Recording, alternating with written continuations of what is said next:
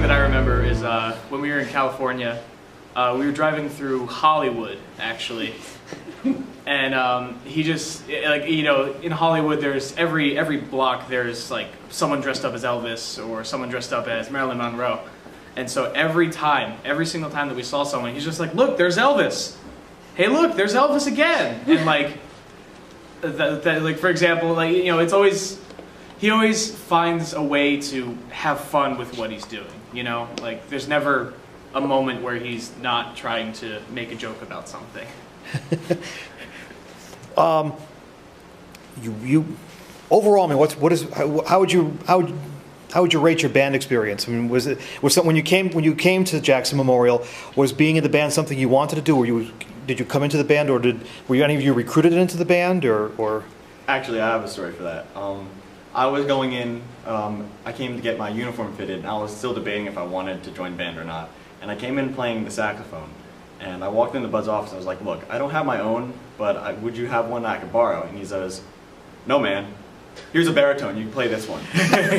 So from that point on, that's what I played. And I realized that this is what he used to play back in his day. And then I realized I thought he handed this down to me so I can kind of move the tradition forward with him and kind of do what he did back in the day.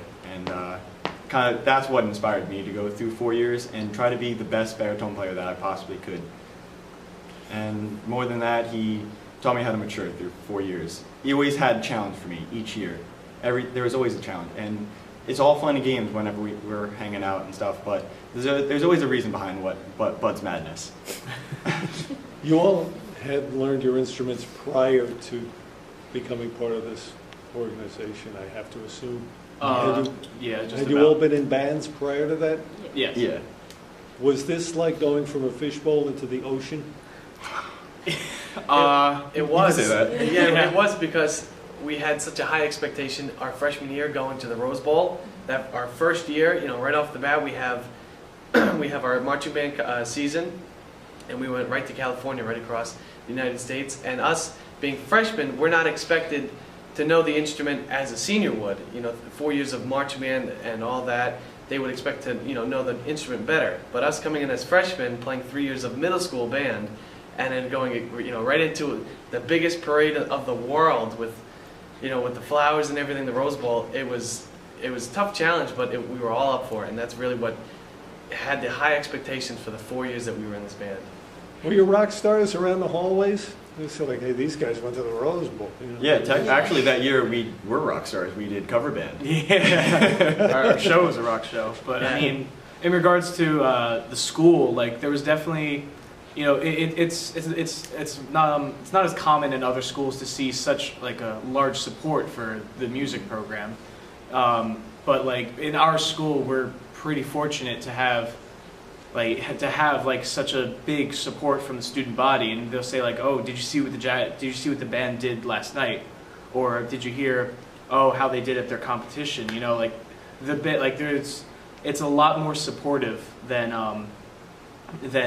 some other schools would be, and it's because, you know, Bud has such a legacy, and he's so known and he's so liked by the student body that they have an interest in what we are doing. So Mr. Bud has helped the whole school take pride in the band and what you do and your performances, and it's not just the band is going someplace and everyone else is doing something else. The whole school is behind you because of Mr. Bud. Absolutely. Yep. There are parents who come up to me in grocery stores and they're like, they see my varsity jacket and they say, oh, you're part of the band, like, how's Mr. Bud doing? And I know you went to the Rose Bowl, like, everybody knows Bud, and he makes it something that everybody is very into. Has he given you any ideas about where you go once you're finished with high school? Has he given you ideas about maturity? Well, he's definitely a big factor as to why I'm going to be a music teacher one day. Mm-hmm. And that'll go for me too. Really? Yeah. So Mr. Bud, how have the students changed from, let's say, when you first started in '83? Yes. Through the Danzaro era, through the current era, how have students changed, and how are they different? How are they the same?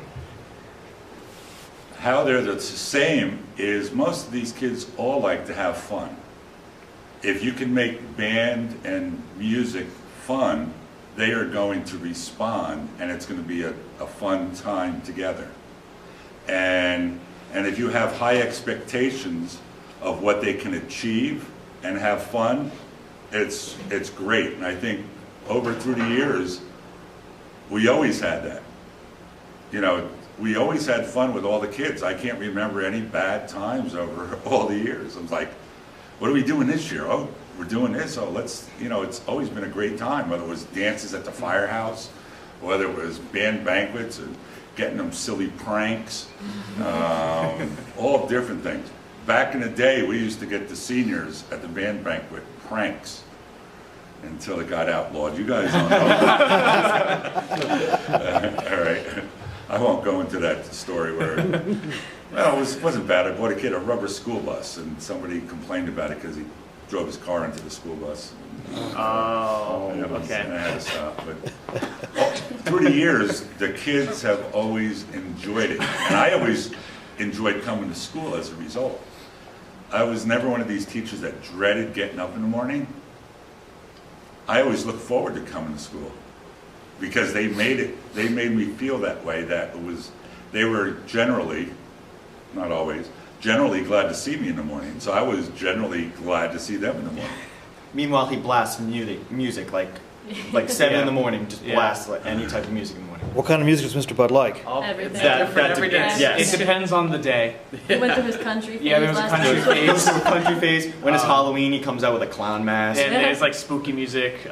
Christmas, there's always Christmas music. Christmas goes on until March. There'll be a big Christmas tree in here in the next few there will days. be. What are you guys going to miss about Mr. Bud? Himself. Everything. And Yes. just, yeah. The experience that the band has given us. And just like the way that he interacts with us, you know, like how he's almost like he's a teacher, but he's like our friend, you know.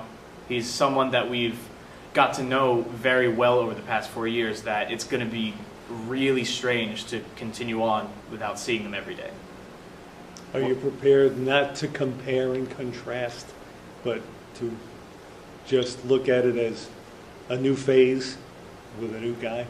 Yeah, absolutely. I mean, you know, again, everyone has their own style, and depending on who comes in, like, you know, it's gonna be different, and some students are gonna be a little like they're gonna find it like a little weird. It's a transition, but I think whoever will come in will be able to live up to the legacy. Whoever comes in is standing in a long shadow. He's going to need some support. Yeah. May we identify ourselves just so we don't, at least we have first names to go by? Starting from my left, your right. I'm Rachel. I'm Jake. I'm Rob. And Patrick. Okay. What grades are you? We're all Seniors. seniors. All seniors. And instruments? Piccolo. Tuba. Baritone. Trumpet.